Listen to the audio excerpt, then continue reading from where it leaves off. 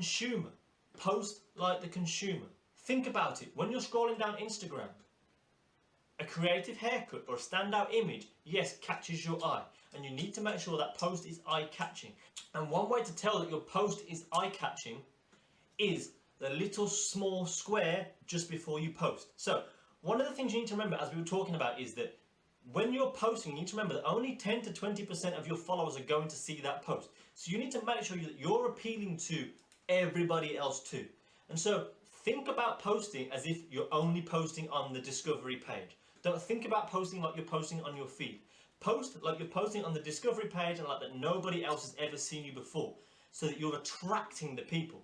And so when you're doing that, one way to do that with your image, to make sure that your image is eye-catching, is look at the diagram. There's going to be a diagram on the presentation of this too, and I've circled it. But think, just before you post and you have the caption written, you have your picture in your little square at the top. The picture in that little square at the top on your phone. So when you're looking at your phone and you have that square there, think about it and look at it and see, is that picture eye-catching in that little square from there to me now? If that is not eye-catching enough from here in that little square, just looking at my phone like this, it's not going to be good enough for Instagram. It's not going to be good enough for the search page. Because that is what you need to remember. If it's not eye-catching as an image, again, the image, the video, whatever it is, that has to be the eye-catching thing, because that has to draw the attention in. Then it's the energy of the caption, the energy of the post that makes you relevant. And again, today's era, everybody is good at cutting hair. You look at the image, eye-catching, great. But how many people do you see the image eye-catching? You might even like it, but you won't follow them. That happens all the time. So make sure that your post, that the caption, the whole of your feed, your content, that provides an energy that truly depicts your energy that you're trying to put out. Because then, when people read it, and they get on board with your energy, and they realise that the energy you're talking about, the energy you have, resides within them, they're going to follow you. And they're gonna enjoy and look forward to every single thing that you do. As we talked about posting with day and time, understanding what days to post, understanding what time to post. These things we're going to talk about a little bit later in the diagrams at the end. But remember, understand these things, and I promise you, it makes the whole thing a little bit easier. Because a lot of the time, people think about posting every single day, and they think they try to make sure they post every single day. But there's more to it than just continual posting. It's about making sure people are paying attention. As one of the greatest sayings ever is, sometimes people listen more when you say nothing. And that is key to remembering, and it is key to remember that as you go through a journey of social media growth. Sometimes people listen more when you say nothing at all. Because as we said, if you want casual posting, if you want continual stuff, that is what your stories are for. Because your posts, your feed, it's a highlight reel. The feed, your Instagram feed, your social media feed is a highlight reel. It's supposed to be the best of the best. If someone looks on your Instagram and they see that you don't post the best of the best, you're happy to just post anything and everything. To me personally, it shows you don't take too much pride in your feed. And so for me, when I'm posting, I do not post on my feed unless the image is as good as, if not better than, the images that have gone previously. So that when people look down my feed, every single time they see standout images, every single image is a standout image and something that attracts attention. Instead of what most people will do when they go through and they go down their Instagram and 1 in every 10 photos is an amazing image. Why not have every image on your feed to be amazing? Because think about it, you don't want to dilute your feed. You don't want to dilute the quality of your feed. Think about it. If you concentrated it a lot more and took away the rest and only had that 1 in every 10th photo that's an amazing image, when someone new looks at your Instagram, all they see is amazing images. Remember, it's a perception. Admittedly, nobody in the world can try and say to me that every single thing that they do is Instagram quality. Because everybody has clients who just don't have nice hair. Everybody has clients who the image that they create of that person isn't going to be nice. Without sounding too harsh, sometimes people aren't appropriate looking enough to put on Instagram, to put on social media, because it doesn't provide strength enough as an image. Again, there's nothing against that person, it just, as an image, isn't going to look as eye-catching, as good, as aesthetically pleasing. So don't post it. Only post the amazing images. Only post the things that would go onto a highlight reel of your career. Because then remember that every single day, every single hour, hopefully every single minute, somebody new could be looking at your page. When they look at your page, what do you want them to see? You want them to see banger after banger after banger after banger. You want to see amazing image after amazing image after amazing image the whole way down your feed. Because it's a perception that you're creating.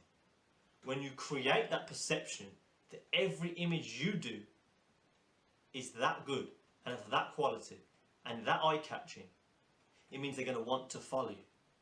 Because they know every single time you post, yes, the image is going to be stand out, the energy is going to be amazing. So every single time you post, they're going to get something out of it.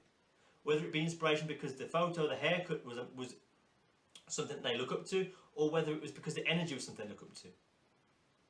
The whole way down your feed, they're going to get something out of it. Every time you post, they're going to get something out of it. That is going to make them follow you forever. Because they know every single time you post, every single time they see your work, they're going to get something out of it.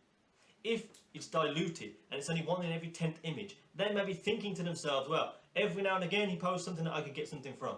But do I really want to be able to see every day, see something that I don't want to get anything from? No, because they want to follow people who they're going to enhance themselves. So again, think like the consumer. Because all it does by posting too much or diluting your feed is it devalues your own work. It devalues the perception you're creating. And be your own best friend. Be your own best friend. And you want to enhance the perception you're creating, not devalue it. You want your value to increase and increase and increase. And if you want your value to increase and increase and increase, the image that you're creating as your perception needs to increase and increase and increase. So communication. So social media growth obviously is about building a community. And as we always talk about, to truly build a community, you need to communicate. One of the key things in communicating on social media is to invest time into it. Reaching out to people that can open doors for yourselves. If you know there's people that can open doors for yourselves, tag them in your photos. Reach out to them. Send them a message. Making sure you take time to reply to and appreciate the people who are sending you the messages that you're sending to other people. So you may be sending messages of maybe admiration, of appreciation to other people, but then you may be getting them too. Now, a lot of people when they get these messages don't feel like they're good enough to get these messages, and so would reply maybe, oh man, don't say that to me, I'm not worth that, blah, blah, blah. If you want that, go send it, go message him. One of the things we always talk about is remembering that you're the best. You are the best, not the best in comparison to anyone else, but the best version of yourself. Because you're the only one to ever or will ever exist. So, when someone is sending you a message of appreciation, it is actually offensive to them to not take that compliment. Because one thing you have to always remember, no matter who you are, your normality is always somebody else's luxury. What you have, what you're capable of, is always somebody else's dream. So remember that and appreciate the way that you sent a message to somebody else, someone else send that to you. Take the time out to appreciate that as much as you can and reply to it as much as you can. Because again, what you're doing by doing that is showcasing to them yourself, your energy, your personality, that you do care and that you aren't doing this for social media growth. You're doing it to have a presence, you're doing it to have value. And when they do that, when they see that, when they know that, they're only going to talk good things of you. Making sure you're liking, following, sharing, communicating on other people's profiles, other people's pictures. Because again, you never know when you're going to need to know somebody. We've talked about this a lot on the 1-year course. So remember that all you can do in the meantime is show support and love for everybody else too, as much as you can. And in doing that, just treating every single person as equal. As we always say, every single person you meet, every single person watching this, we are all better than each other at something. And we are all worse than each other at something too. So remember that and treat every single person as equal. Because again, follow a count does not automatically mean someone has a community support behind them. Community is what's important. You could have 1 million followers, but if none of them, or if a very low percentage of them would like, share and comment on your work, and again, sharing is key. If only less than 1% of them would actually share your work, then it means nothing. Follow account means nothing. It's about the community you have behind you, supporting you. Because as we said, every single person, every single member of your community opens a door into their community too, for you to build and grow your community by bringing in some of theirs, by attracting some of theirs. And that individual person is the gateway in. When they share your work, when they share your photos, when they share your posts, it then showcases to the rest of their community what you're about. And anyone else that agrees with your energy, likes your work, likes your posts, they're going to come to your page and follow you, and you're going to grow and build your own community that way. You grow your community through communication, and that is key. It's all about relationship building. And again, as your purpose changes, as you go through, you never know who within your community could open a door for your new purpose. One of the things with the international education team has been that people that I have built relationships with over the years, we have brought into an international team because they have something new to offer, something new to enhance and diversify the purpose of the Barber Joshua P brand. And again, it's something that would not necessarily be completely within my sole purpose, but their individual purpose opens a door for the brand to diversify. And that is why we built the international education team as diverse as we have, because we wanted to showcase the true diversity of the industry. Again, our differences are the most amazing thing we have in common. We're supposed to be different. Our industry is the most diverse industry in the world, and we wanted to showcase that by diversifying the brand to bring together every single person again, and hopefully build a world together, build this world together. Again, when we talk about valuing each and every single person and treating everybody as equal, you need to remember that every single person you meet has a community behind them that you don't have access to yet. And again, if you want to gain access to their community to grow your own and share their community, because again, you're not stealing their community, that's not what it's about. It's about growing your energy and dispersing your energy as far as you can, and everybody that agrees with your energy will come to you. And so what happens with that is that one person who has shared your work, who agrees with your energy, and more people from their community have come together too. They already agree with your energy anyway, so you're not taking their community, you're sharing their community and building your own communities together.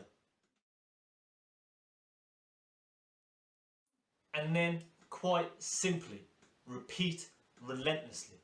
And I cannot ever stress this enough to you guys. Relentlessness is the single most important factor in making sure your passion and discipline are successful. Because again, as we keep saying, it's all well and good being successful once, something going well once, attracting people once, having an image that goes viral once. But to do it continually over a long period of time requires relentlessness. Being relentless in every single thing you do. So obviously, within these 6 processes, within the 6 processes we've already talked about, there is obviously a lot more that goes into those and into understanding those. So these are the things that are actually a breakdown of each individual process and how we're going to move through understanding how to go through each individual process. So we need to remember first and foremost that every single process is intertwined. We've already been discussing it as we've gone through, but each and every single process is intertwined and can help each other. We need to make sure we have realistic goals. As we said, we want an organic growth. We want our visions to move into the next visions. We want our purpose to evolve and to diversify, not to just have one big long-term vision and that's it, because then again you can get lost. You need to have the discipline of meeting realistic goals, because realistic goals allow you to continue to move forward and develop and to grow, but they also allow you to build confidence. And again, that confidence boost keeps building that fire inside you, which then enhances and develops your energy, which builds your confidence in the energy you're giving. Relentlessness, as we've already discussed, being relentless in every single thing you do. Self-study. Self-study is so important, guys, because what it's going to do is it's going to help you to understand your reasoning why. It's going to help you to understand exactly how to act, how to build your market, how to build your content, how to post. Self-study of how all of these things work, when's best to do them, when's not, understanding what to do right, understanding how to not do things wrong, understanding all of these things about yourself and how you need to act. True understanding, again,